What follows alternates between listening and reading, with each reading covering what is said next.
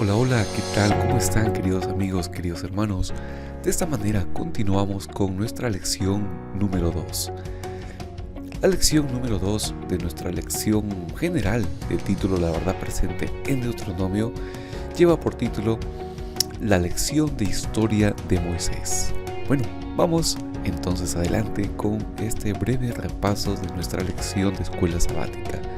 El texto principal lo encontramos en 1 Corintios capítulo 10, versículo 3 y 4.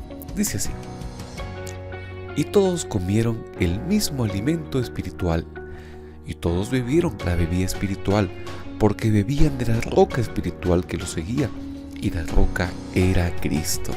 ¡Qué fantástico texto! Todos los israelitas fueron alimentados, nutridos, en esa forma milagrosa en el desierto, haciendo mención y de acuerdo al contexto. Su alimento les fue dado directamente por Dios. De esa manera, a todos les fue dada una prueba impresionante de que estaban protegidos y cuidados por Dios. De esta manera, continuamos con la introducción a nuestra lección. Deuteronomio 1:1 dice: Estas son las palabras que habló Moisés. Bueno, así comienza el libro de Deuteronomio, y aunque Moisés y la presencia de él mismo dominan el libro en todo el contexto, todas las partes, desde las palabras iniciales hasta su muerte en las tierras de Moab, Deuteronomio en realidad tiene que ver con el Señor Jesús. Se lo presenta de todas formas allí. En un sentido más amplio, Deuteronomio revela cómo el Señor siguió creando, sosteniendo y redimiendo a su pueblo en ese momento crucial en la historia de la salvación. Porque Él es quien nos creó. Asimismo, Él nos sostiene y también nos redime. Hay una cita interesante en este libro, Notas biográficas de Elena G. de White, que vamos a leerlo en su momento. Dice: básicamente, justo cuando los hijos de Israel estaban por entrar en Canaán, Moisés les da una lección de historia, un tema que se repite en toda la Biblia. Así es, nos muestra muchas veces cómo Dios dirige, cómo Dios está guiando a su pueblo y hace recordar esto también a sus líderes. Dice así: recuerden lo que el Señor ha hecho por ustedes en el pasado. Por eso es propicio recordar esta cita.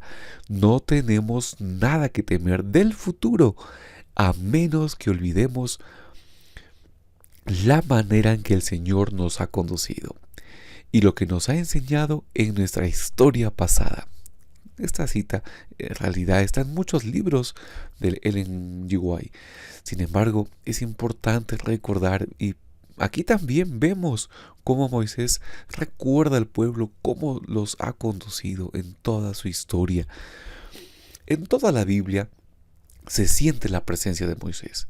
Y aunque no se lo menciona, en Éxodo 2, él escribió el libro de Génesis, la narración autoritativa y fundamental de Dios sobre quiénes somos, cómo llegamos aquí, por qué las cosas están tan mal y aún así, por qué podemos tener esperanza de todos modos. Miren, la Biblia nos muestra eso, nos muestra la respuesta a las grandes preguntas que hoy en día existen en nuestra sociedad: el porqué del mal, el porqué de la tristeza, de la muerte, del sufrimiento y de todo. Pero no solamente nos da la respuesta del porqué, sino también nos muestra el futuro, y en futuro con esperanza. Y en este contexto también lo podemos ver en el libro de Deuteronomio. Vamos a ver algo más. Por ejemplo, la creación, la caída, la promesa de redención, el diluvio, también Abraham, el llamado, el evangelio.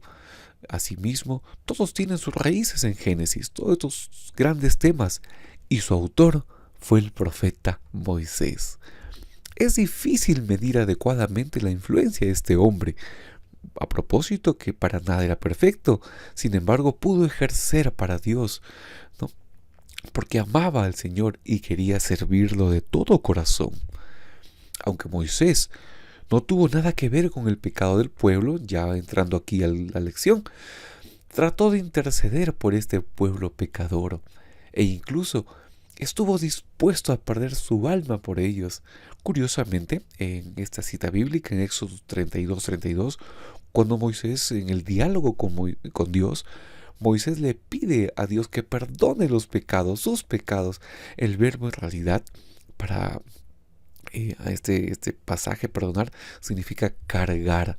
Por lo tanto, Moisés, al entender la gravedad del pecado y lo que se necesitaba para expiarlo, le pidió a Dios que cargara con el pecado de ellos. Aquí Moisés hace el papel de intercesor también, y ese es un pedido importante con todas sus implicancias también. Miren, por lo tanto, al principio de la Biblia tenemos una poderosa expresión de sustitución, en la que Dios mismo, en la persona de Jesús, llevará sobre sí todo el peso y el castigo de nuestro pecado. El camino predeterminado de Dios para la salvación de la humanidad mientras permanezca fiel a sus principios, su gobierno y su ley. De hecho, muchos siglos después, el apóstol Pedro escribió acerca de Jesús, quien llevó él mismo nuestros pecados en su cuerpo sobre el madero, para que nosotros, estando muertos a los pecados, vivamos a la justicia, por cuya herida fuimos sanados. Qué precioso texto. Mientras tanto, lo que vemos en esta historia de Moisés y su reacción ante el pecado del pueblo es a Moisés en el papel de intercesor en favor de un pueblo caído y pecador. Un precursor, podríamos decir así, como la lección lo presenta, un precursor de lo que Jesús también haría por nosotros. Ahora, la reseña histórica de Moisés abarca los tres eventos principales del peregrinaje de los israelitas. Y aquí viene ya las partes de la lección, ¿no? En esta propuesta. El pacto de Dios con su pueblo en Horeb. Dios hizo un pacto con ellos ahí. También nos muestra la rebelión del pueblo en el oasis de Cades Barnea. Finalmente, la conquista de Galaad. Vamos brevemente a la primera parte. Dios hace un pacto en Horeb. Horeb es el lugar de la manifestación de Dios. Horeb y Sinaí se refieren al mismo lugar en realidad. El monte donde Dios se lo reveló a Israel e hizo un pacto con el pueblo y le dio su ley. Moisés enfatiza el estrecho vínculo personal entre Israel y Dios, con una cita y con un texto muy interesante llamado Jehová nuestro Dios, un título que se usa a menudo en el libro de Deuteronomio. Y aquí podemos ver más o menos una imagen así. Moisés le recuerda aquí en este llamado, le recuerda al pueblo el llamado de Dios a trasladarse. Dice así, Deuteronomio 1:6, habéis estado ya bastante tiempo en este monte. Aunque este gran momento de adoración fue importante, Dios consideró que era hora de actuar. El Dios de Israel no es el Dios de los monasterios, no es el Dios de las oraciones y la meditación solamente. También es el Dios que insta a su pueblo a que vaya a poseer la tierra prometida. ¿A quiénes? A los patriarcas, a Abraham, a Isaac, a Jacob. Estaba instando a su pueblo a tomar lo que Dios les estaba dando. Por lo tanto, este acontecimiento se presenta como el cumplimiento de las palabras de Dios.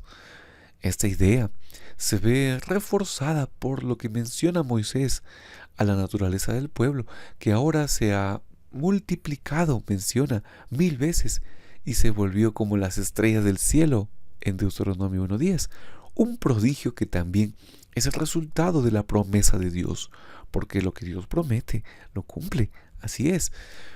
En esa segunda parte vamos a ver la rebelión del pueblo en Cades Barnea. Moisés describe esta región como el lugar que Jehová nuestro Dios nos da. Moisés le recuerda a Israel que a pesar del estímulo de Dios y la seguridad de que Dios peleará por ellos, como lo hizo en Egipto, el pueblo dudó, tuvo miedo y se negó a asumir los riesgos. ¿Y por qué? ¿Por qué tuvo miedo? ¿Por qué dudó? Si ellos tenían la presencia de Dios y Dios les estaba diciendo que vayan, que Él estaría, no estarían solos, así como estuvo con ellos en Egipto y con mano dura los liberó, con mano fuerte, de la misma manera. ¿Y qué pasó aquí? Bueno, el pueblo cometió dos errores. Vamos a ver. En primer lugar, cuando enviaron espías para evaluar el poder de los habitantes y vieron que los nativos de ese lugar eran gigantes, robustos, se asustaron y se negaron a entrar. En segundo lugar, cuando Israel entendió que Dios estaba molesto, bueno, ellos entendieron de esa manera por su actuar, que estaba molesto por su falta de fe, ellos decidieron ir solos y luchar presuntuosamente contra el enemigo sin el apoyo de Dios, sin la dirección de Dios. Y bueno, como resultado, no solo perdió esta oportunidad de entrar en la tierra inmediatamente, porque sufrieron una gran pérdida. No solo eso, además Dios juró que vagarían por el desierto durante 40 años. La misma palabra juró se utiliza para referirse al juramento que Dios le dio a sus padres. La fecha de 40 años es, irónicamente, otro recordatorio del cumplimiento también de la palabra de Dios. Dios utiliza todos estos eventos para recordarle a Israel la promesa de Dios y también para advertirle al pueblo antes de cruzar el Jordán que debe aprender una lección del pasado para poder afianzar su futuro. ¿Usted se acuerda, querido amigo, querido hermano, cómo Dios guió su vida? A veces, cuando vienen pruebas en el presente, afrontamos de distinta manera las pruebas. Muchas veces podemos recordar las promesas de Dios, cómo nos guió en el pasado, cómo Dios hizo provisión. Pero a veces en el momento de la prueba es difícil. A veces buscamos soluciones humanas, buscamos cosas rápidas. ¿Sabes? No es fácil, de verdad. Pero en estos momentos difíciles deberíamos un momento parar. Deberíamos un momento sentarnos, si es posible, y meditar cómo Dios nos ha guiado en el pasado, cómo Dios ha provisto todo, ¿no?, para usted, cómo Dios guió, es más, el año pasado, en medio de la pandemia, cómo Dios dirigió su vida. Posiblemente alguien perdió un ser querido o el trabajo, pero en medio de todo eso, estoy seguro de que Dios dirigió su vida. En medio de todo, la desgracia, la tristeza, Dios hizo provisión para usted. Así que debemos aprender una gran lección para poder, o mejor dicho, aprender cómo Dios nos guió en el pasado para poder afianzarnos al futuro. De esa manera nuestra fe también va a crecer confiando en las promesas de Dios. Vamos a continuar aquí en esta tercera parte. La conquista de Galaad. Después de haber pasado mucho tiempo en Cades Barnea, los israelitas, el pueblo de Israel, se dirigieron nuevamente hacia el norte en dirección hacia la tierra prometida, pero no la conquistaron de inmediato. Es interesante que primero hayan tenido que atravesar pueblos, tierras que no estaban incluidos en la promesa que Dios les hizo, como las ciudades de Edom, Moab y Amón, y por lo tanto no las confrontaron. En su viaje durante 40 años por este gran desierto, experimentaron cuánto Dios los protegió y cuidó de ellos. Y esto es sorprendente y podemos sacar muchas lecciones más allá de la historia, de los contextos que tienen estos pasajes. Podemos sacar historias de, aun cuando el ser humano, o bueno, aquí en el contexto, el pueblo fue rebelde, dudó de Dios, no siguieron todo lo que Dios les había presentado, y Moisés también allí recordándoles, Dios los protegió y cuidó de ellos, porque eran su pueblo, y vemos también el papel de Moisés ya desde la introducción de intercesor. ¿Qué van a decir los demás pueblos? Y bueno, solo al final de la generación rebelde, Israel comenzó a tomar posesión de la tierra prometida. Uno por uno, los enemigos cananeos fueron derrotados y desposeídos de su tierra. Entonces, los israelitas tomaron posesión. Entonces, los israelitas tomaron posesión de la tierra prometida y se organizó así la distribución.